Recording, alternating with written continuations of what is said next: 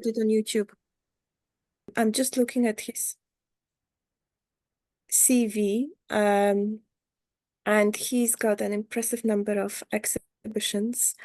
Most recently, he's exhibited in Enough is Definitely Enough, Contemporary Artists Respond to Las Meninas in OA Gallery in Salford in 2020. I hope I said it correctly. And then Fully Awake, Freelance Foundation in London.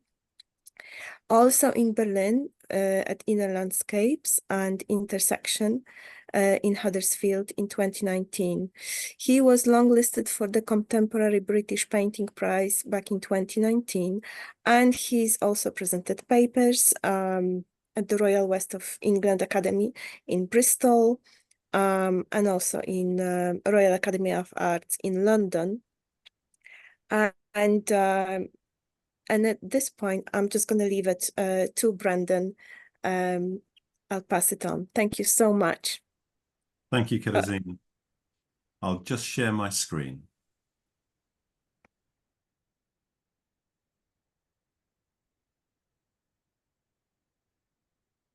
And hoping everybody, sorry, everybody can see this screen. Okay, welcome to MACFEST 2024. MACFEST is an international festival based here in the northwest of England, devoted to Islamic culture, that aims to bring Muslim and non-Muslim people together to share the breadth and richness of Islamic artistic practice. And MACFEST is supported by the University of Salford. As Karazina said, my name is Brendan Fletcher. I'm your host for today. I'm Senior Lecturer and Programme Leader in Fine Art at the University of Salford. And today's event consists of an Islamic calligraphy demonstration, a practical workshop led by Samir Malik, a London-based artist and calligrapher. And the event is due to last around 90 minutes. Now, just a moment ago, Samir asked me if I could ask you all at home who want to participate in this presentation, if you can find 2 pencils and strap them together with sellotape or with an elastic band. If you can put your hand to those things, then you'll be able to participate in this and be able to show you some techniques. Okay. Today's event is not just the presentation by Samir. We also are further supported by artist and lecturer Paul Vivian, who is the Director of Art and Design at the University of Salford. But I'd like to start today by offering a few observations and introducing the 3 of us before I hand over the stage to Samir, and I promise not to keep you too long. Okay. Calligraphy is an art form that explores writing and the alphabet. And Islamic calligraphy examines Arabic writing and is closely linked to the Quran. It's a means of communicating the ineffable, a means of expressing what cannot be communicated by words alone.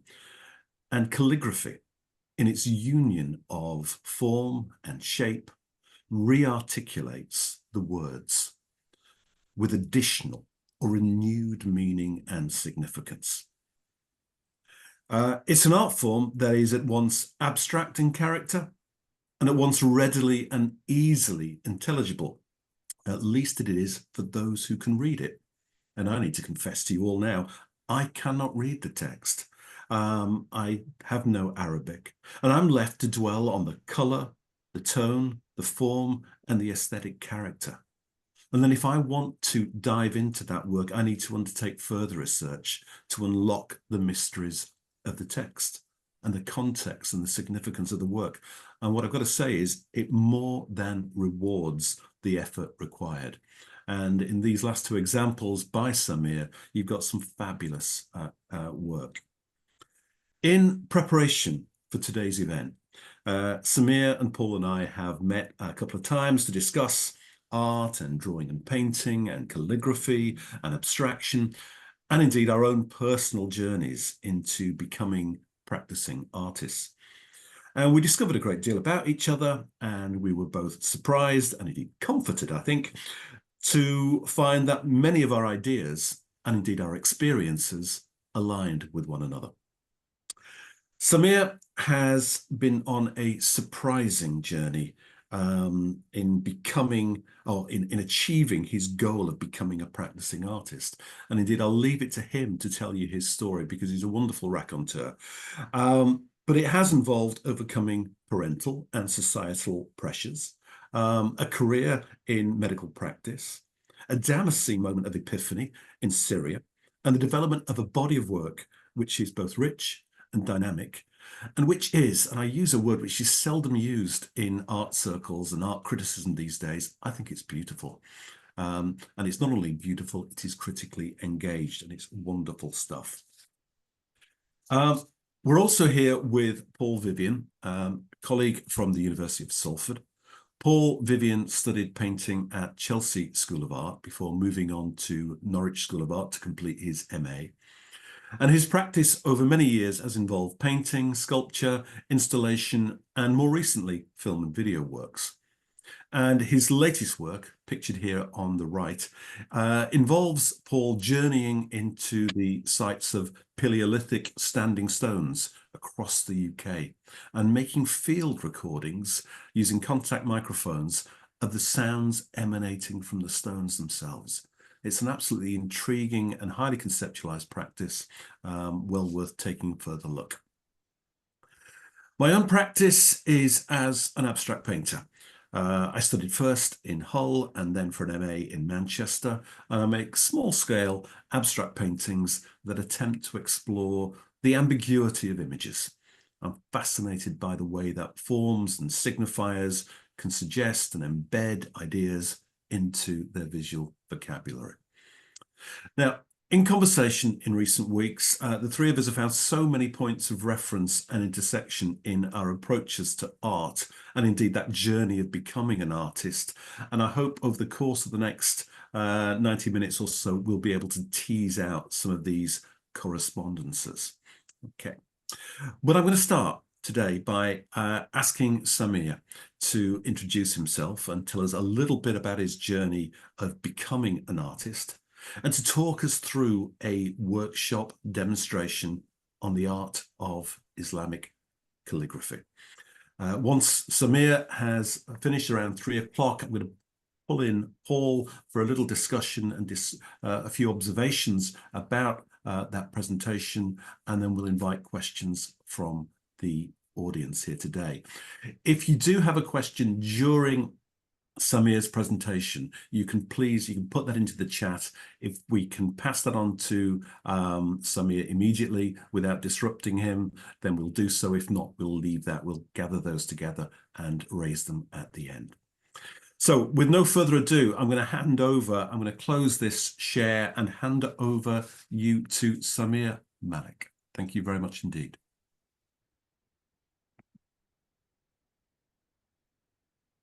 Good afternoon, everybody. Thank you so much for joining us today. I feel very privileged to do what I do, and what I love more than doing what I do is sharing it with others and inspiring them. Okay, who am I? Ever since I was a child, I wanted to be an artist. I used to stink the house up with paints and just just like always doodle and always like just had just loved it.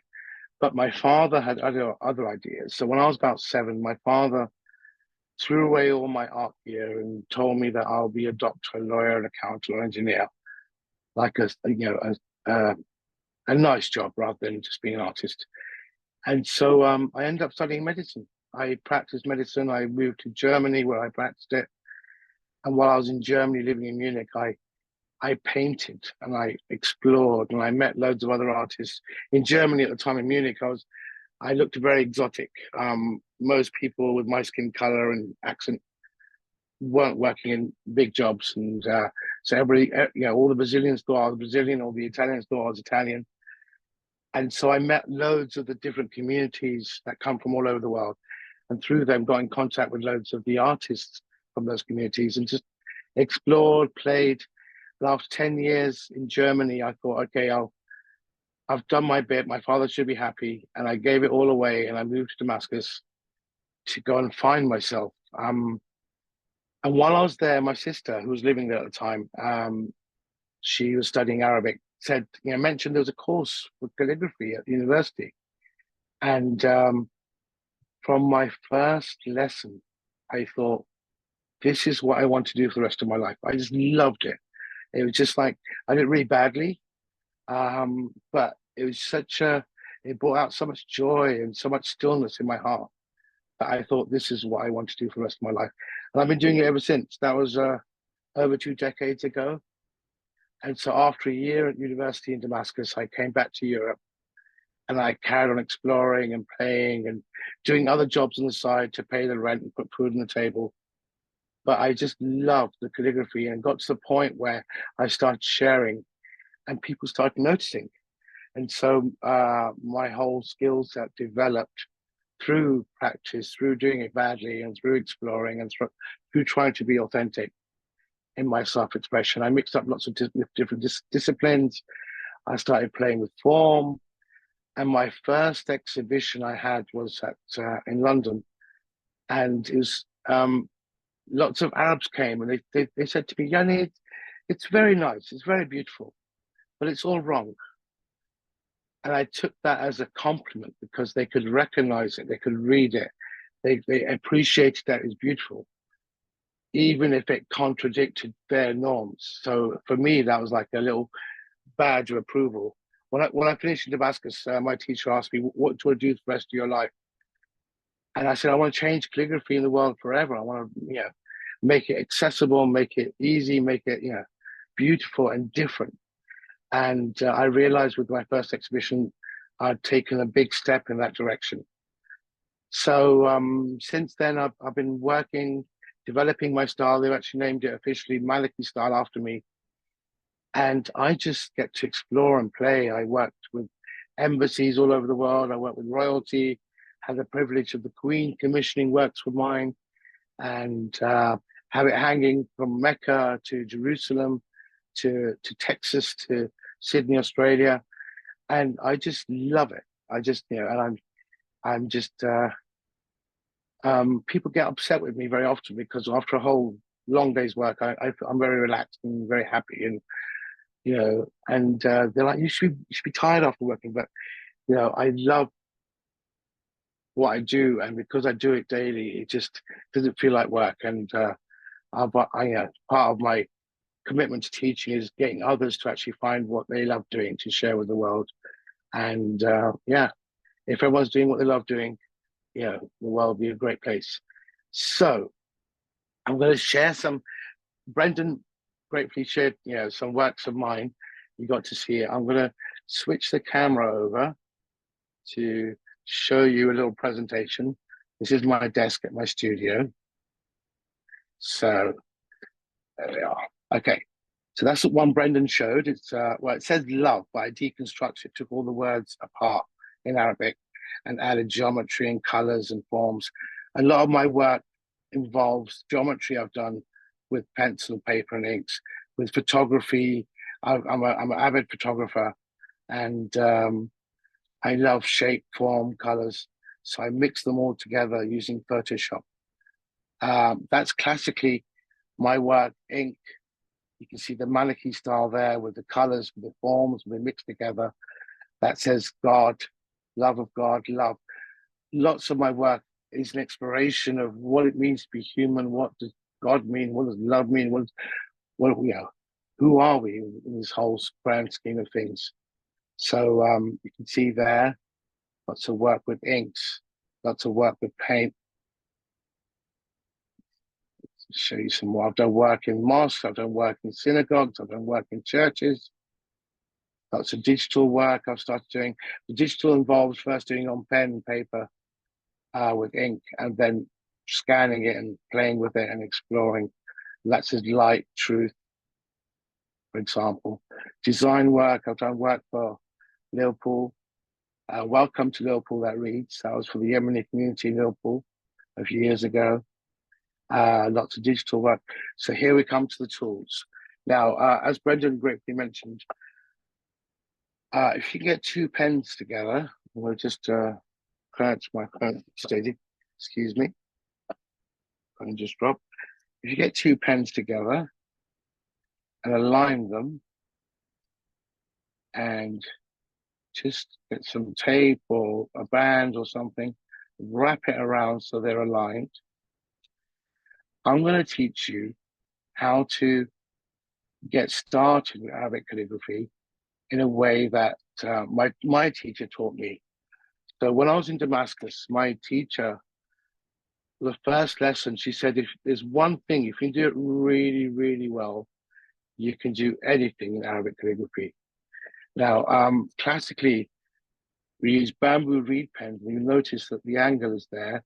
So the thing that my teacher taught me is to do that, the dot, nukta it's called in Arabic. But if you can do the dot really, really well, I'm going to show it with the ink first, and I'm going to show it with pencils. You put it at an angle, and you draw it with Daisy, and you make it's like a diamond shape. So doing that will allow you to do anything that you need to do in Arabic calligraphy. My first homework when I was in Damascus in university was to do 3,000 dots, 3,000 alif, which is the first letter of the alphabet, and 3,000 ba, which is the second letter of the alphabet. I've got these sheets you can print out. I'll show you my email at the end. If you want a copy of these sheets to print out, then I will happily email them to you. That's an alif, which is a straight line, and a ba, which is like that. So I'm going to show you using the pencils, doing dots. If you can't see this, please speak up. So that's doing the dots in Arabic. So the point of doing 3,000 of these, I spoke to my teacher when I came back from my homework, and I said that my arm almost fell off, 3,000 of these is just like, was crazy. So she looked over my sheet that was filled with dots. And out of 3,000, she picked about 20 that were perfect. So I got a little bit upset because I just thought 20 out of 3,000 isn't a very good batting average. And she said, no, you misunderstand. Those 20 that I've picked out are worthy of a master calligrapher who is top of his game and is one of the best in the world. And, so you have it in you to become, a great calligrapher who's, world class, which made me really happy. So if you're working with the pencils, just do a dot, mark like that, and then make the diamonds. So the first letter of the Arabic alphabet, what I forgot to mention, that doing the dots so many times allows you to keep this angle. It's a 45-degree angle. Every letter apart from two of them in the Arabic alphabet will have that angle with all the lines. And by doing 3,000 dots, it trains your hand to always keep that angle, that in the classical pens, the angle is there. So that angle. So to do the alif, which is the first letter, which is a straight line, you put the pen down as if you're going to do a dot. But instead of going that way, with your elbow, you go straight down. And you got an alif. So it takes a bit of practice. And at the end, I lift it up. So it makes this nice sharp point at the bottom. So that's an alif, or four of them rather. The ba is when you put the pen down as if you're going to do a dot, and you actually do a dot and extend it a little bit, so it's a little bit longer. And from that same angle, keeping the same angle, you go across and up, and you got the ba. So that's. So I'll happily send all these out. I'll send the sheets out to print out. That's a ba. So I'm not sure if many of you know the Arabic alphabet. If you don't, the sheet I prepared shows you the angles, and it shows you also that's like an A, B, T, the, J, H, Z. We've got the Z, the R, the D, the S, the Sh. So, for example, if I'm going to do Brendan, and you can put your names down to for me to do as well. I'll show you how Brendan will be done. So Brendan will be the B, the R, the N. There's the N. There we are, down there. N, D, and N. So I'll write Brendan's name. So we start with the B. Now the letters, when they're joined to other letters, often do not have the complete form, but not all letters will be joined. And I'll send that out happily as well as a sheet. So that's got the BR, then the N, which is the dot there, the D, and the N. So that says Brendan. And this is how we join the letters. So what I'm going to do is just run through the letters. I'm going to actually use the pen. I've got a smaller pen here. They come in different sizes. I'm going to show you the letters. So A, like I showed you earlier, that's A.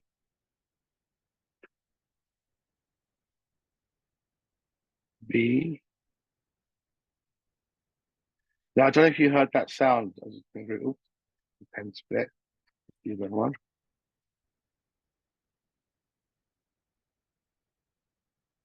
The first time in Damascus, I was invited to visit professional calligraphers. I was so excited. And after I came away, I was very, very upset because what I realized, this is the sound you hear in factories that produce calligraphies. Sounds like a creaking ship.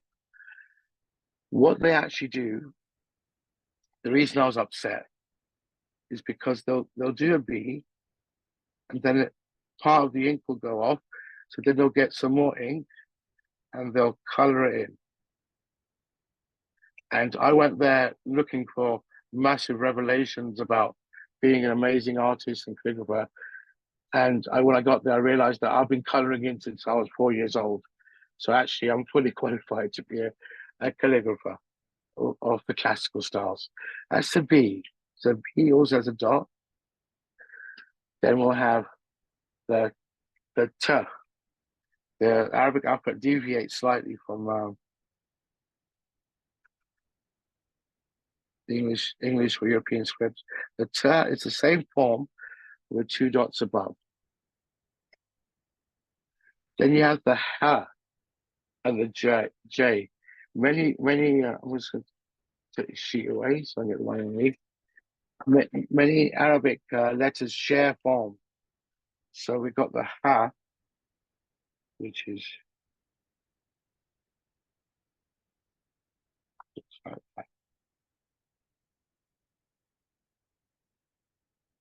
and with the Ha, you also have the J to make it into the J, put the dot there, or the Ha, sorry, Ha.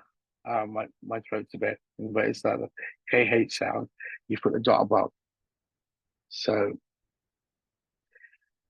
the Ha, or the J or the Ha, when they're the first letter in the alphabet, they join on like that with the other next letter. When they're in the middle, they join like that. And when they're at the end, they're like that. So the letters will come through like that, like that, like that. Okay. If that's not clear, or if somebody wants me to repeat that, then please don't hesitate to send a message. Next letter we have is the Dal or Da. And that's 1 dot, 2 dots, keeping the same angle. So you can see, if you're right in there, that angle, that angle, that angle is always the same, because in Arabic, we try and, keep the pen always at the, the same angle, except for two letters, like I mentioned. The first of these letters is the Ra, which is like the duh, two dots, and then it's got a pointy bit. So what we do that, and then we take the tip of the pen and we make that angle. Because to actually get that angle, we have to turn the pen around. We don't want to turn the pen around. We want to keep that flow. So that's the Ra. And we saw that in Brendan's name. The second letter was the Ra. Next, we have the S or Sh, Sa or Sh. You do a dot. Oops, sorry. Go across. And with Arabic calligraphy, you always re-ink your pens. You do another dot and you go across, and you do another dot and come round. With that angle, that angle, that angle, that angle, all the same. That's the S. So as you could probably gather, showing you this, Arabic calligraphy is more to do with technical drawing than it is actually to do with calligraphy itself. It forms calligraphic script, which is beautiful to behold and communicates clearly, easy to read. But to actually write it professionally, you have to be more a technical architect of ink on paper, rather than the artistic side, the artistic flair helps, and that's what I brought into my work more. So let me show you the next letter. It's called Saad. So it's not an S, it's more a Sa. So you start off as if you're going to do a dot, go up, then you do two dots, go across, and then that's a Saad. Now this is, I'm moving really, really fast. So I really appreciate, that this might be quite overwhelming, but just go with the flow, watch me. There will be a video recording of this available afterwards, so you can check. So the next letter is Ta. So start off as if you're going to do a dot, we go up, same as the Saad. And then it's like other there. And then you just make that sharper there. That's a Ta. We just have some water. So. Okay. The next letter is quite a strange letter. It's called Ain. Now I'm going to show it to you first, and I'm going to show you how it's done. That's the Ain. It's the glottal stop is the linguistic version of what it is. So the way you do that, start off as you can do it as if you're going to do a dot, but you go slightly curved. Then you get to that bit, like the ha, do that, and then this is the bit where you just use the point of your pen to make it into that. Okay. So, if it's going too fast, please, or if you want to repeat, please do say so in the chat. The next letter I'm going to show you is the F, or the Fa. Now, this contains one of the classics of Arabic calligraphy. It's called the I. That's the I. Or not I as in letter, but more I as in the thing that's seen through. Now, this features in three letters altogether. The first letter is the Fa, or the F. It's like a I with a ba and a dot on top. That's a fa. So that will sit on the line, and after that you have what's called a kaf. Cat. I was like, what would Q, A, or a K sounding letter? Same, we do the I. But so going across, we go down like it's got two dots. So there we have the kaf and the kaf. The third letter that uses that is called a wow. So feel free to say wow once it's done. Make the I again. Okay. I'm using India ink here because it's watered down to make it relatively smooth, but you can use anything. So at home, if you're going to work with inks, you can buy calligraphy inks that are beautiful from Winsor Newton or De La Rowney. You can also use drawing ink, calligraphy inks from different, and if you have no ink at home, what I recommend is just get, steep some tea in, for about 10 minutes and add a few drops of food coloring. And that will also, suffice to actually get the form. So the wow letter, we have the I, but it's like the kaf, but it's shorter. So wow, in English, it'll denote O or W, depending on where it is in the letter. So so that's the wow. So it's O or W. So if you need an O, that'll be in the middle. But if you need a W at the beginning, that'll be the letter you use to actually denote W. Okay, next I'm going to show you the L letter. Got quite a few letters going on here. But L is called lam, L. So you do like the alif. Instead of going down with the top, you hold the angle. It's not ink. And after alif, you just do that, join up. That's an L. So the L will classically join onto the letter after it. So if it's like that, that will join onto the letter. The alif won't. So if you've got alif at the beginning, or the middle, it's always like that. If it's joining on the middle, then the alif will be like that. But nothing ever joins onto the alif after. The alif stands alone, and the L always joins. Okay, so let's see what other letters we have. M, very, very common. In Arabic, it's called meme. So M, you start off as if you're going to do a dot, but you go up and then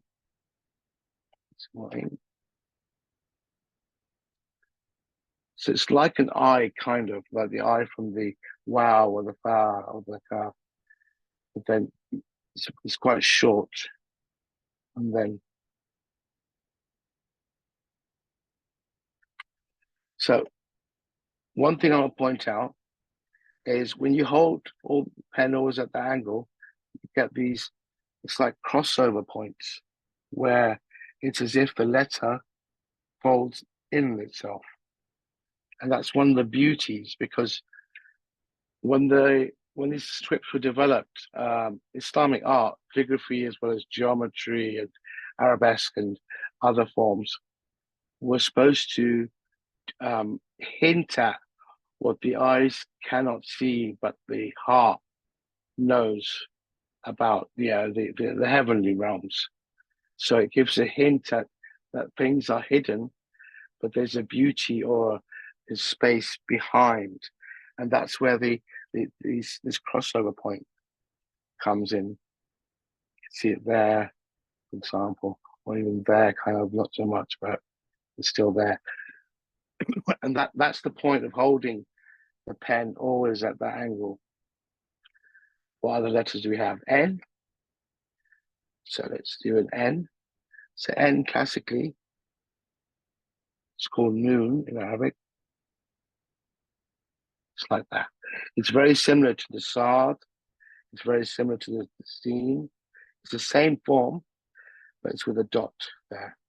And so if that's N standalone, or if it's joined on with the letter before, you have that. But if the N is the first letter of a word, you just show the dot. Same as if the B, the ba, is the first letter of the word, you just show the dot. Okay, that's an N, that's B. Okay, and we have two more letters that I'd like to show you. One is we have this one, the ha, which we've seen already. That's like a H. But we've got a shorter ha, which it's like if a name's got like Rebecca, that kind of H. You wouldn't have this H, you'd have a shorter H. Or, you know, Nimra, for example, a Muslim name. Sarah, for example. And that letter is written like that. So it's dot and a half and comes around shorter. If you got AH at the end of your name, that'll be the letter that's at the end of your name. So this is the whole alphabet. And the only reason I'm good at this is because I've been doing it almost every day for over 20 years. So if I wasn't good by now, I always tell people I'll be in the wrong job. But it is a matter of practice. I also realized that when, you know, if I can do it, anybody can do it. And I've seen some amazing work from students of mine from the past who've done work for embassies as well, who've done work for mosques and, you know, sold art prints and, you know, so it is a matter of practice. But, yeah, make sure you love it. And if you don't love it, find something else you love. Okay, so this is a demonstration. Paul or Brendan, is there any names you can think of? So do yours, Paul. Paul, I don't know if you've spoken to many Arabs, but Arabs don't usually use the word P. So your name would be Bol in Arabic. That's how they pronounce it. But in Persian, we do have the letter P. It's like the B, but instead of one dot, there's three dots. So I actually sent this to Paul Smith, one of my favorite artists in the UK. I have lots of his products and I'm a big fan. So I sent him a calligraphy of his name. So the first letter would be P. Now, the way you do P, if it was like I showed here, that's a B, that's an N. We're going to do a B, but add two more dots, and that turns it into a P. And this is where the O or the wow comes in. So we'll do an I.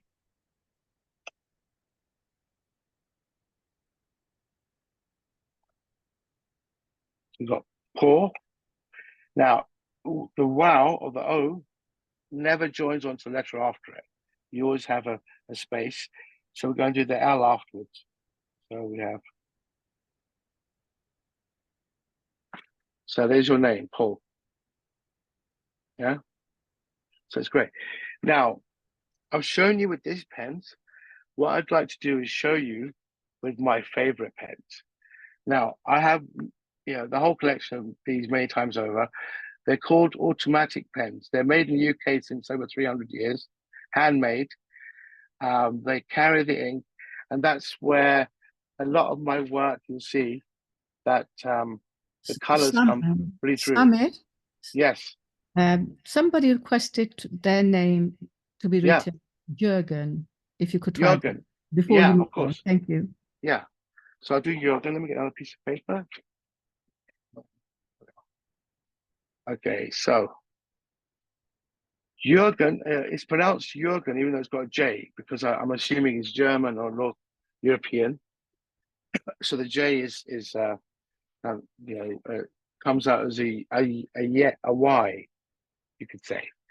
So I'm going to show you with my pens, the pens that I use, and how I've changed calligraphy. So I'll show you first using a classical pen. So we'd have one letter I didn't show you was the Y, is 2 dots. So we got your,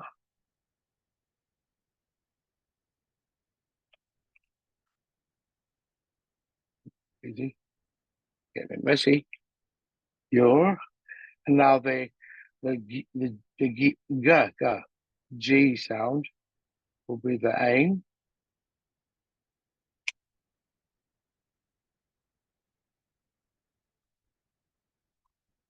The ain has a dot, which distinguishes it from the gain has a dot, which gives the g sound rather than the y sound. So you're good. Okay. Now what I'll do is I'll show you using my favorite pens. So we have, let's see. So we have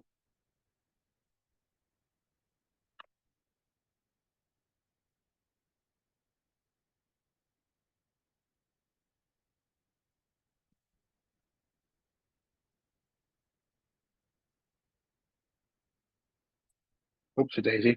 Sorry, I spilled a bit of ink, but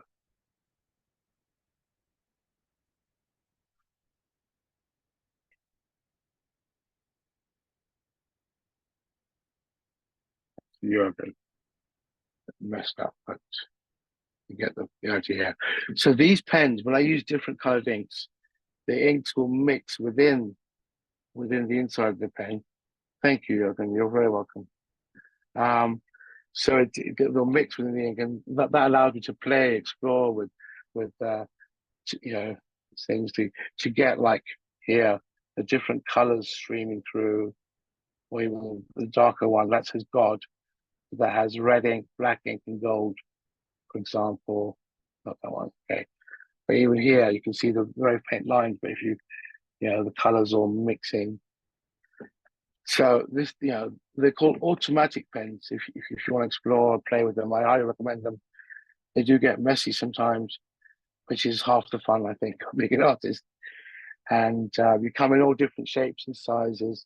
That's the 6A, which is the large one. You get thinner ones. I've got them here. Oh, I had them here. Okay, there we are. You get them very thin as well. And everything in between with different forms and nibs. Okay, so any questions so far, or anybody wondering, what's going on? Yeah. Samir, it's just so beautiful and meditative watching watching this. Thank you. Incredible. I wonder if you've got time for some questions from me, and then maybe please. We can hear from the audience. Yeah. Let me turn the camera around to let's see what's it looking. Okay. There we are. Okay, I'm back. Good. So yes. Hello to everybody as well, I should say, and thank you for the introduction from Brendan at the start, and what a wonderful session this is and has been. It's so dexterous, beautiful. Islamic calligraphy, Samir, is known as KHATT, KHATT, which is derived from the words for line, design, or construction. True. And it strikes me that we can draw upon modernist language of form and function to describe the unity of an image when we're talking about, modernist, early modernist works, and then we might go forward to abstract expressionism in the 1950s. The sophisticated language of modernist criticism talks about form and function. And I wonder if you can talk about how form and function come together within your images. Great question. Okay, so I've deviated totally from the classical forms of calligraphy in that it's more technical drawing when it's done. You can see that when you go to mosques, everything's the same size and same direction. Mine deviates because when I was living in Germany working as a doctor, I spent a week with a Japanese artist, and it totally fascinated me because the point was to feel what you're going to do rather than know the technique. It's important to know the technique. Yes. But once you know the technique, you throw the rules away and you let who you are come through in your art. And I try to carry that through to my when I was studying and practicing my Arabic calligraphy. And that's why in my first exhibition, I was informed that it's very beautiful, but it's all wrong, which, you know, which is a great thing. And now, yeah, my style is accepted as a formal style of contemporary Islamic calligraphy, because even though it's all wrong, it still has rules that are inherent in it. So the form and the function is which you asked about. It's the way it comes through for me, and I've made this experience many times over the last 2 decades. I will contemplate a word or a phrase or an idea or a concept. For example, soul. So in Arabic, the word for soul is ruh, spirit. So I did a piece and I gave it away for a charity, for the Big Issue Foundation at the Affordable Arts Fair, and had it hanging there. And a gentleman came and stood in front of it and didn't move for an hour. And so I said to him, I'm the artist, if you have any questions. He goes, thank you. After an hour, he said, I'm going to come back. I'm going for a coffee. Came back and then stood in front of it again for about half an hour. And then he said, asked me, what does that say? And I said to him, you tell me what it says, because you spent more time with it than I have for the last few hours. And he said, does it say soul? And I said, yes, that's exactly what it says in Arabic. And I asked him, do you read Arabic? He said, no. But he said, I can read that in the art. And I was so moved. It's just one of my favorite experiences of being an artist. Was that. And so he bought it straight away, which is great. We love those as artists as well. But it's when you instill something, when you have the intention, not everybody will see it, but people are open to experience the art, will get something coming through of the function. Now, the great thing about art, in my opinion, is that actually, ultimately, it serves no function. And that gives it a very wide space to actually perform many different functions according to the person who experiences it, the person who created it, the setting it is in, the context of where they experience it. So it's like it's more archetypal, you could say. There's like an inherent somethingness of humanity in the artwork that every human being would recognize. And so through that experience, I've done exhibitions in churches, in synagogues. I've held workshops where I've taught young Jewish children in synagogue Arabic calligraphy, and they've taught me Hebrew. And it's like this, it's so beautiful because we can recognize the forms, even if you can't, like Brendan said in the beginning, you can't read it, but something inside you can read it. Same with both your work and lots of work that I love. I can read it. It touches me. I don't always understand why, but it does touch me, and I allow myself space to experience that. And maybe someday I'll understand, maybe someday I won't. That's like life, really. Life's full of those little things that you don't understand, and it's fine, Does that answer your question? It certainly does. There's obviously a universality to the work, and your very much your unique voice, within calligraphy comes through. We've got a question in the chat from Hajra, and I hope I'm pronouncing that correctly. And Hajra says, I'm wondering if you've ever experimented with calligraphic styles from other cultures, such as Chinese or Japanese, and if so, how have you found them? Yes, I have. I was invited to do an exhibition at a church in Cambridge by the Professor of Divinity, Dr. David Ford, to do 5 scrolls of prayers in the original language of Chinese, Japanese, Spanish, German, and English, and also to combine Arabic within them. So I played and explored for a couple of months with different things, doing it really badly, but allowing myself to really kind of feel into it rather than do it from the head.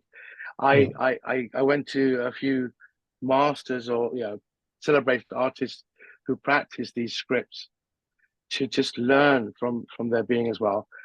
And it's the same as doing Arabic, in my opinion. It's I'm good at Arabic because I've been doing it. I did badly for 5 years, and for the last 17 years, I've been doing it well. But so to become good at Japanese, Chinese, or other scripts, the German, the Gothic script. I lived in Munich for almost 10 years. I saw it everywhere. I love it. And a lot of my influences come from that as well, with the way the lines are connected and form like pictures almost. And so I love exploring different things. In Hebrew, I went to a grand opening for a mural I did in a school last year. That was a year's project, and the children chose "Be Kind." So I wrote "Be Kind" in Sanskrit, Hebrew, Arabic, English, and Chinese scripts. And it's all up there. And I'm happy to send photos. If you go to my Facebook, it's there. And it's all the same, in my opinion. And I just have more practice with the Arabic, but I find it equally exciting and to explore that. The Chinese is great because they're all pictograms. Yes. It's all paint. It's like painting a picture that you got to learn to read the picture. And I think other scripts are similar in that if you experience them in the right context and the right frame of mind. Yeah. That's wonderful. Thank you for that. Obviously, your paintings are extremely painterly. Yes. There are subtleties in terms of the color, tone, and form and gesture. And it's a shame today, obviously, that we're looking at a screen, but that's the nature of today's session. Yeah. I'm just wondering, with all of that in mind, how and where do you want them to be seen? What would be the best context, if you like, for the work? I used to do exhibitions and I got tired of it, to be honest. Because I find maybe I shouldn't say this, but I'll say it anyway. I found lots of the art scene very pretentious and very, very self-important. Yes, spot on. Yeah. And I didn't want to play that game anymore. So I stopped doing exhibitions. And so what I do now, I do lots of these, at least 15 to 20 every year. I'll go to events or parties or things. I've done work for the Saudi, royal family, and the ambassador from Bahrain, the ambassador from the Emirates, or, I was at the Metropolitan Police, the New Scotland Yard last week, where I'll take along my inks and my lovely automatic pens, and I'll write people's names. Yeah. And then they'll go away with them. And I've done this tens of thousands of times over the last 15 years. I love it because it's that way my art goes into people's homes. And one of my favorite experiences when I do these events, people come up to me and say, "Oh my God, you did my son's name when he was like yay high. And we have it in the front room, it's still there. And now he's going to university, or he's traveling around the world, or he's getting married. And would you please do his name again, to compliment that?" And I'm like, well, when was this? And they're like, at least 14 years ago. And I'm like, wow. So for me, that's an absolute honor and privilege that I create beautiful things that people want to have in their homes that become part of their lives. Yeah. And so that's the main thing, that I love. That's where I want my art to be, in people's lives. Yeah. And I work on commissions, and I work on this. Like the mural I did, I opened, went to the grand opening yesterday. It's 12 meters high and 4 meters wide. So it's a whole year project, and the scaffolding involved, and lots of learning about how do we create amazing color that's crazy on a wall that will still be there in 20 years. How do we prepare the walls? And it was fabulous, So that, and at least 2,000 people walk past that wall every day, because it's in part of a park where 3 schools are, where all the kids come. And I think yeah, that's an example of where I want my art to be, where people can look at it, not always understand it, but just think it's beautiful and go. That's what Brendan. When you said when my work's beautiful, I got really touched. Thank you. You know, that's like It is. wow. It's like yeah, thank you. But I don't take it for granted. But you know, it's One yeah. of the things that strikes me, I mean, you've spent a lot of time talking about the architecture of the forms themselves, the Arabic Yes. script, the characters of the alphabet. But actually, when it comes to your paintings, it is all about layering and the opacity of the pigments, the transparency of the pigments, Yes. and building them. And that's the stuff of what I see as painting, my own abstract Yeah. painting practice. Absolutely. Absolutely. And that's why I think what Paul was pressing on was this idea about where do you see them. You're absolutely right about the art world, I'm afraid to say, and apologize for it. But I mean, I would love to. I've seen your paintings only on screen so far, and I would love to see them in the flesh, on paper, or on canvas, or however. You know, I assume they're on paper.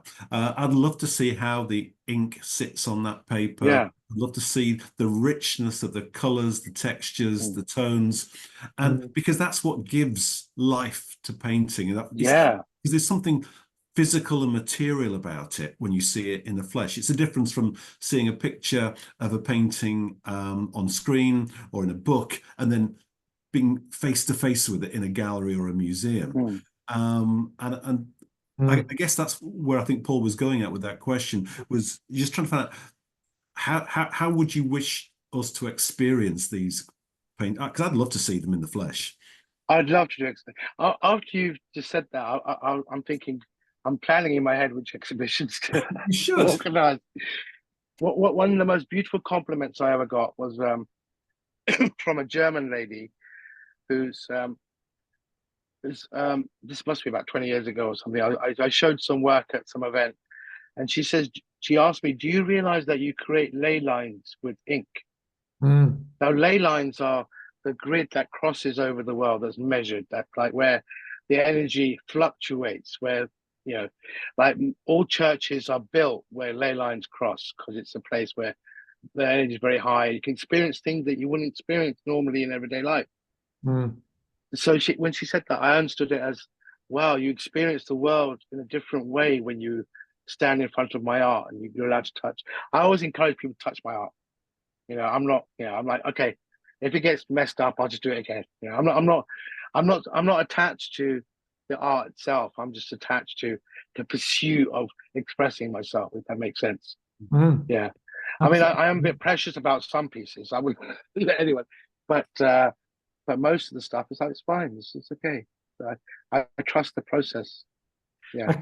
I keep thinking, Samir, about early conversations that we had, and both Brendan and myself talked about our early experiences as students at art school.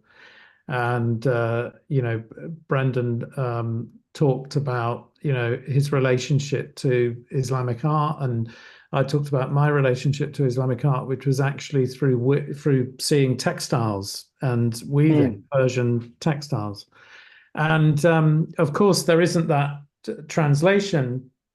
One can't translate, if you like, but what one sees, and this is a thing as I kept thinking about as you were talking, which was about this kind of personalizing, this connection that we have to the work. And I think that has to do with the beauty of the form and the structure within. And so there's something around that sort of inner kind of connection that we might have with the work, which I think is very present, even the demonstration today, and very beautiful. You said something really lovely at one point. I wrote it down here. You said something about, well, the eye can't see, but the heart knows, and I really like that. You know, I have to say, I've got my pencils here. I strapped two pencils together. I'm scribbling away. So I've been following this properly. But yeah, I love that, because I think art is, we tend to think about art as something that's just having an emotional connection. I think it's about ideas first, more than anything else. It's about ideas, and it's about what moves the heart. It's both. Yeah. It's the head and the heart. That's what it comes together.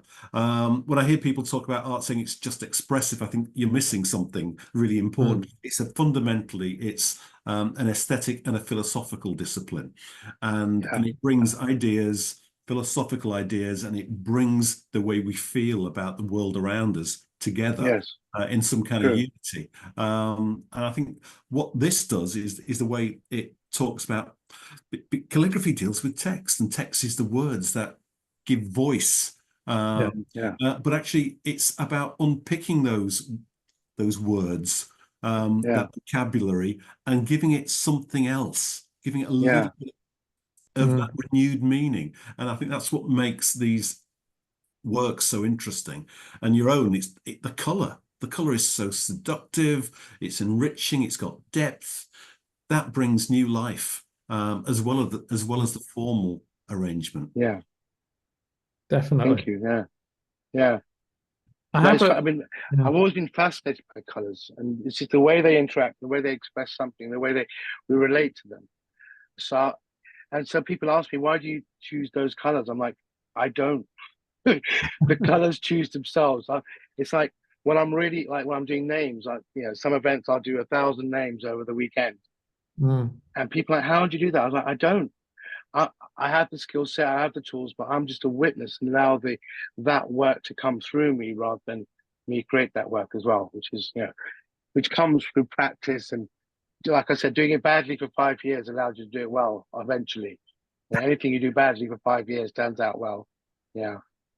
Absolutely. Sorry, you got me back to ask something, Paul. I was, yes. I've just got a final question, unless we've got any more questions coming from the audience. And it's an interesting one, I hope, around the sort of technical aspects of calligraphy. So I understand that historically there are 2 cursive scripts in common use within Islamic calligraphy, and that is the Kuthik. I'm going to pronounce that correctly, and the Naskh. And can you tell us a little bit about those? Okay, when Islam came about, and they wanted to write the Quran down. They had to choose a script, and there was calligraphers. I think it comes a lot from, not Aramaic. The word's gone right out of my head. But one of the old scripts. Yeah, they've been trained that, so they translated it to the Arabic script, and so it's actually Kufa was the place where it all started, apparently. Yeah. And so they had to develop a script that was easy to read, that was beautiful, that was, easy to write as well. So that, as Islam spread to China and beyond, they could carry the book to say, this is what Islam said. Yeah. And so it became like a standardized form of writing, and to make it legible rather than a scribbly kind of, and then as that developed, as they started building mosques, and a mosque isn't a place only of worship, it's a place of community, a place where you go to find who you are in the grand scheme of things amongst the people who you live with and with the universe that's beyond. And so they needed a script that was beautiful, that could decorate the mosques, and that came about. And so that was in the beginning, a couple of few hundred years, and other scripts developed from there. So you mentioned cursive, but now if you look at it now, there's like the Maghribi scripts. They like the ones from North Africa are just so beautiful. It's just so human and swirly and curly and just like playful, and they just bring me joy when I read them or look at them. There's other scripts as well. People are developing different scripts. Like my script, I've developed, the last 20 years. It's a very, very fresh one. But there's some amazing scripts out there. And so Naskh was there as a standard, and it's still used in a lot of the Quran. If you look at the Kufik, the early Kufik, it was still a bit rough compared to what we see now. But at the time, it was mind-breakingly clear and precise. Kufik itself developed into square Kufik, which you see in lots of mosques and lots of decorations and logos. I work with it a lot of the time. Square Kufik is pure technical drawing. It's just like you start with squared paper and you join the dots and try and make the words all fit into a square. And Yeah. You know, it's fabulous. It's like a mental exercise. How do I express this phrase or word in this form? Yeah. Yeah, so it's really exciting. But my usual work is a bit more free and expressive and a bit more crazy, and yeah. It's amazing those changes across geographic boundaries, like you said, you know, sort of thinking Yeah. of North Africa and the significance there. Thank We you. could do China as well. Yeah. Yeah, China, there's amazing stuff going on. Sorry, I just interrupted you. Yeah. No, that's all right. I was sorry. I certainly don't want to stop your flow. It's absolutely fascinating. All of this. I just wanted to thank you, really, Samir, for today. Yeah. It's been an absolutely amazing workshop, and I'm sure that the audience has been appreciative of these techniques being revealed. I feel like we've, you know, peered behind the curtain. Fantastic. Yeah. Amazing. I think we do. I think we do have another question, Samir, but I think somebody's going to ask it directly. Yes. Is this Thank you. Katarzyna? Thank you so much, Brandon. Yes, Samir, you mentioned you had some medical experience, in Yes. fact, many years of it. And because life has taken you down that path, I wondered if maybe you're conscious of it, or you can see how that informed your art in any way. Totally, absolutely. What I loved about medicine was you get to meet human beings, you know, at their core level. What tired me at the end was you only get to meet them when they're sick and complaining. So, but I love that, and it really gave me a compassion and like a slight understanding of what it means to be human. What do human beings want? What do they strive for? What do they look for? And that I try to express in my art as well, so human beings can recognize it. But also, healing is about making whole, and you know, art is one of those things as well. It's like seeing a child smile at you, experience a piece of art, eating really great food. It makes you whole in the moment. The world is, everything in the world is okay. Your mind is still and your heart is open, and that's you know, that's what we try and do with medicine, and that's what I try and do with my art as well. Just to, you know, like make us whole again, make me whole again. You know, I'm on my way. I've still got lots more adventures, but you know, it's been great so far. Thank you. That's a great question. Thank you so much. Yes, because I was thinking to myself that, wow, what you were talking about, the roles in calligraphy are like a little bit like the tough medical world. And, you know, you very often you're not, there's no space for being an artist within the medical community. And when you are suppressed for so long, the moment you open up, it just flourished. Once you the color, the rules are after, yeah, all that's been waiting, bottled up for so long just comes out. But like lots of alternative medicine, you know, is like that as well, where the healing there's lots arts, of access, totally. The access to that, you know, I used to work a lot with colors and form and in my and poetry when I worked in medicine. You know, sometimes I prescribe a poem rather than some medicine, and it worked. And it's fabulous, you know. Not always, and sometimes because art really is a salve for the soul, isn't it? I mean, that's exactly what it is. When it's authentic, when it's real, when it's like, you know, that's why when I teach, I say technique is important, but what's more important is how do I get what's in here out there in my art, express it in a way, and it's, you don't have to do it, but you have to. I think great art, you experience it because something from inside is there. You know, it doesn't matter if it's the theatre performance or dance or calligraphy or anything, film. There's loads of amazing short movies that are coming out where I think, wow, you know, a 10-minute movie can make me cry and weep because it captures something, you know, sometimes. An awful lot of people think art is therapeutic or cathartic, and it makes the artist feel better, feel good about themselves. And you said about your own practice, you said, after a day in the studio, I feel really, really relaxed. And I was feeling terribly jealous of you, because I often go into the studio myself, and some days things go well and I come out feeling pretty good. Some days, quite a lot of them, I come out thinking everything's gone wrong, so many accidents, so many mistakes, and I feel like I've wasted the entire day and I feel frustrated. And I always tell Same my here, students, same here, but I feel great about it. that's good to, what I tell my students is that frustration is really important. It drives you Yeah. to do something. Totally, And when I was totally. watching, and when I was watching you in that workshop demonstration, and you say, "Oh, I made a little drip here or a spill here," but those paintings that are on your website, which are absolutely stunning, there's not a mistake anywhere. Now, when I'm painting as an abstract painter, I always I borrow another artist's phrase. I manage accidents sometimes, and I try and make a mistake. I experiment, and then I try and gloss over it and make the best of it. But yours don't seem to do that. You seem to have a technical precision which gets it right. And I wonder if you could tell us a little bit about that, because they are so precise, those paintings. Fabulous question. Well, I'm going to answer another question that you haven't asked before I get to that one. Okay. If I get stuck in my studio with what I'm doing, I'll try and make a mistake that I've never made before. Because the point is to meet the paper. And it doesn't matter if you spend all day doing rubbish doodles that you're going to throw in the bin or burn, but that experience will bring you to the next point. The thing is to keep moving. And so there are times when I think, oh God, that was rubbish. I can't but I hope nobody sees how bad that was. I'll throw it away before someone does. But I'm complete with, I spent my day or my couple of hours meeting the paper or meeting, do you understand?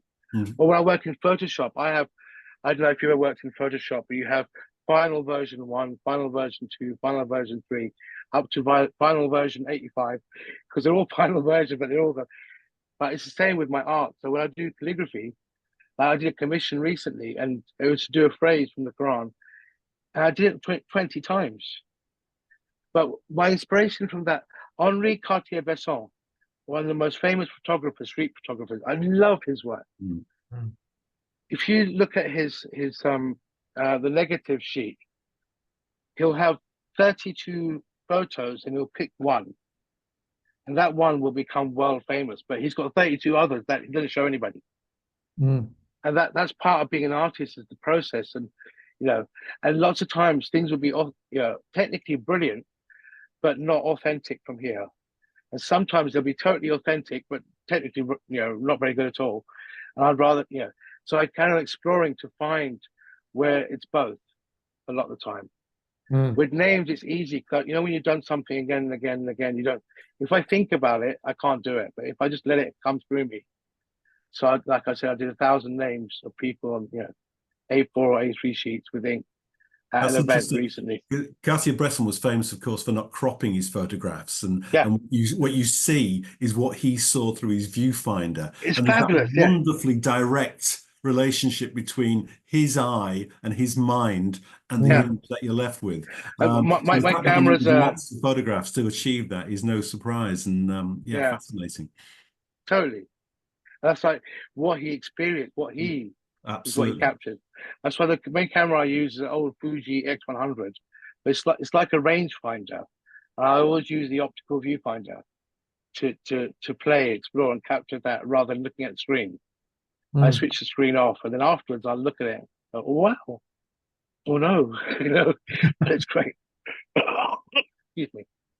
So that directness is kind of interesting, that you're finding that correspondence with that directness of Cartier-Bresson and your own kind of directness. And because there appears to be no mistakes in the there's execution. Lots, but I've learned to trust the mistakes. Yeah. It's like when I do names, for example, or do a piece, and it'll come out wrong. I know that that's not the final piece, so I put the paper aside and do it again, and then it'll come out even better than I envisioned it. So it's like something in me is making the mistake to bring a more authentic part or a piece of art out of myself. And if I think about it too much, I'll get frustrated, upset, angry, and then I can't do any art. Like I'm like, oh my God, that's such a great mistake. Look how terrible that is, And I have that. There's an old Sufi technique called joy at sudden disappointment. So every time you get disappointed or something wrong happens, rather than doing what we typically do and close our hearts, you're supposed to open your heart I wouldn't recommend it because God will just, in my opinion, God or whatever, create the universe will keep sending you disappointment because he wants you to be happy. But it's like I learned through that. But, it was real hard at the beginning, but now I'm just like, oh wow, that's terrible. Okay, not take it personally. Yeah, just and same with training.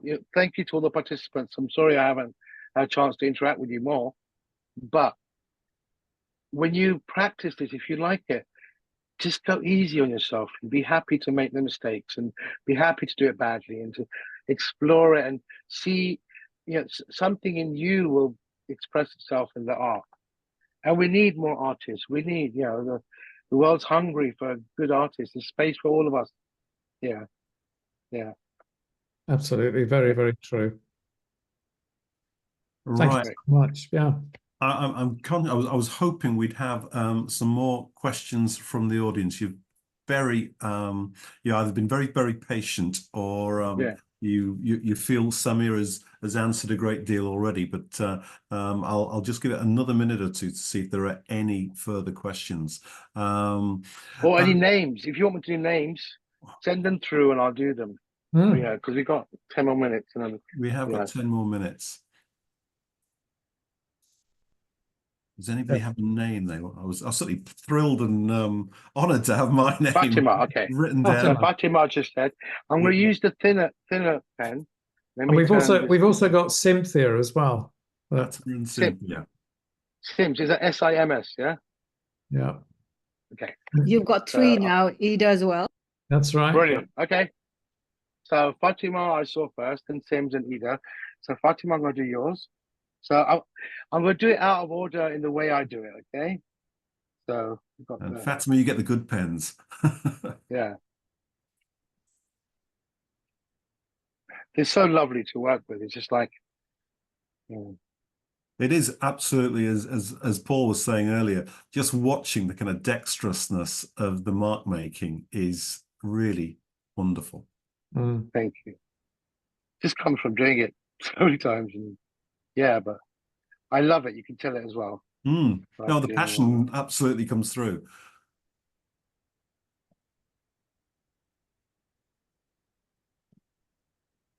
Samir, once you finish that, and if we still have a couple of minutes, if you could choose one of your paintings and just take us through, just to talk about it a little bit. Yeah. Okay. So Sims, and then what was the last name? We've got There's one more. Fatima, Cynthia, Cynthia. Cynthia. That's it. Yeah. Okay. And Ida. Ida, that's it. So I'll do Cynthia now.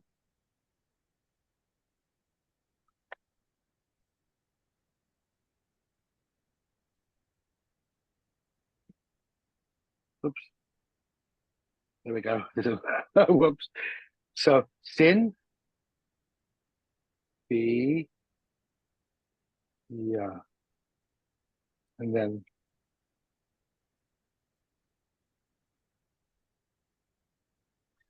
that's Cynthia. That's Fatima. And Ida. So Ida, let's see.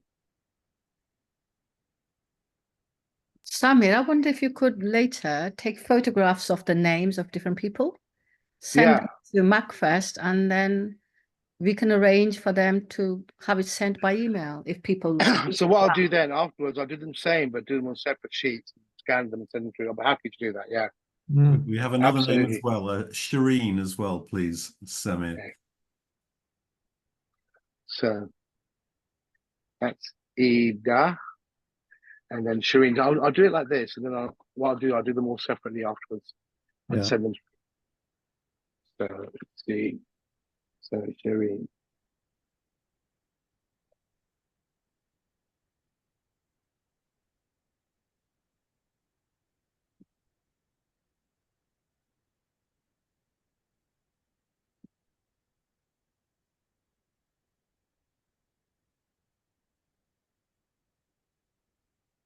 Shireen.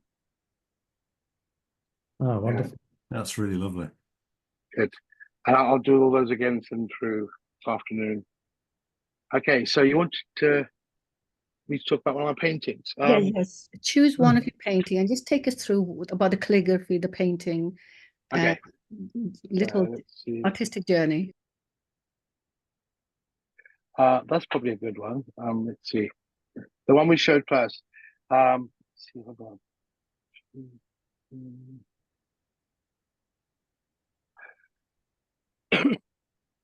Let me just choose one. I'm just looking to see. Don't have many there. Oh, 1 second. I will. It's just loading, sorry. And I'll be able to share it. Take your time, no problem. Okay. Now, this one. That says God. Now, it says God in a way that was never done before I did it. And when I did it, people complained and said, "You can't write God like that. Nobody writes God like that." I said, "Exactly, that's why I'm writing like that." I use these pens so you can see the way all the colors just stream through. I use gouache, for those who are wondering. Gouache is a kind of, well, not really, but kind of a watercolor that is a bit more powdery, and so the colors, rather than mixing together, they'll stream into each other and around each other. You can see that says God, Allah. That says Al-Malik, which is my name, my surname, but also, one of the names of God. So that it means the king or the master of the universe. Fabulous name for God, master of the universe. Bring me back to my childhood. But these are when I was exploring, and I got hold of some scrap paper in a charity shop from a printing press, which was very glossy and held ink, but it was very, very tough. And I sat in the garden. I wondered, what is this paper all about? How does it work? And so I started exploring with gouache and with pen and this and that. And this form just came out. And for me, that was, it has mistakes, you could say, because the lines faded there and there was a little smudge there and that bit's missing there. But for me, that was a perfect expression of where I was at the time in my search for who is God in the grand scheme of things and small scheme of things. It's like a journey. It's reaching up, but there's like, it all curves in itself and it's behind and in front. And for me, that was just like, wow, that really spoke to me. It's like, yeah, that's what I'm trying to show, even though I didn't know that was what I was trying to show. And that was for me so beautiful. So that developed into that. Now, what I did here was I used, what's that? There's a special black paint that's like very, very black.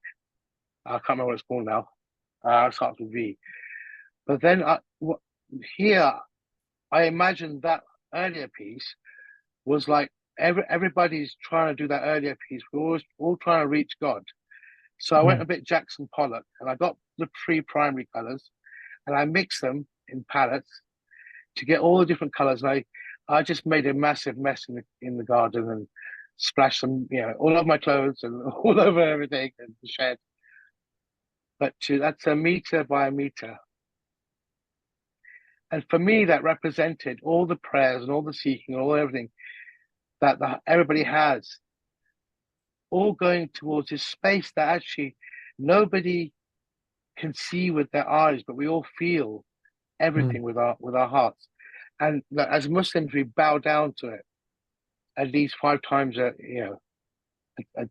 day. And so for me, that was that whole experience. And when I actually did exhibit that one a couple of years ago at an exhibition, and I invited everyone to touch it because it's textured completely, because it's like, I don't know, almost 40 layers of paint on there. And you can see the bits where, there's too much of this, too much of that, but it's not really. And when I finished that, I just cried. I just thought, oh, that's it. That's what, I'm there, but I belong to all of this. And we're all going towards that. Well, my heart knows is there, but but my eyes can't see anything. It's all black. And it's like, this is perfect for where I was at my journey then. Yeah, this is about 4 years ago I did this. And it's one of the few pieces I've kept. I actually gave it to my mum. So, because she loved it. I was like, okay, you know, gotta make mum happy. So she still got it in her kitchen. But it's just like, you know, most of my pieces I just give away. I've learned to give away to make space for new stuff. But that one really resonates with me still, and just really, I love it. I can sit in front of it for hours. And you're right, Brendan. When you sit in front of the real one, you can feel the colours. It's like it's radiating off of it. Yeah. I just think you need to be careful that you're giving them away, Sam. You know, you might have an awful lot of requests at the end of this presentation. Yeah. That was terrific. Thank you. Thank But you, there's so many. Thank you. Was that good, Qaisra? Oh, it was excellent. We needed something like that to end it off. Yeah. Look. There's that same God, but there's love. And for me, it was the same thing. Yeah. So that says love, using the same pens, almost the same ink, done at the same time. So somebody asked me, why do you keep writing God? And I said, because I'm still trying to work out who God is for me. Same thing with love. What does love mean? I think I know, but I'm also open to, you know, changing my mind or deepening my experience. And so it's like a meditation. It's like a journey in itself. And it's a great journey, you know, playing with colors and form and making a mess while looking for love and God is, you know, yeah, probably a good title for my autobiography. Yeah. Indeed, that is the kind of journey of a lifetime, isn't it? Yeah. Absolutely. Thank you, everybody. I think that is probably a really good time to, we're coming to 15:28 now. So Samir, can I thank you so much for an absolutely enlightening and riveting presentation and talk. Can I thank Paul, Vivian as well for your insights as well. Absolutely fascinating, some great questions. And can I thank MACFEST as well, Qaisra, Katarzyna, Hajra, and everybody there for all your support for making today possible. I'm going to hand over, I think, to Katarzyna just to close. But thank you all, and thank you all for joining us from all over the world. I noticed there was somebody from Albania even here. Thank you so much. Really appreciate it. And get in touch if you want me to email a sheet, please, with the alphabet. Yeah. Thank you so much, Samir, Brendan, Paul. It was fantastic. Thank you. Before I let you go, I would just like to mention the two digital events coming next weekend.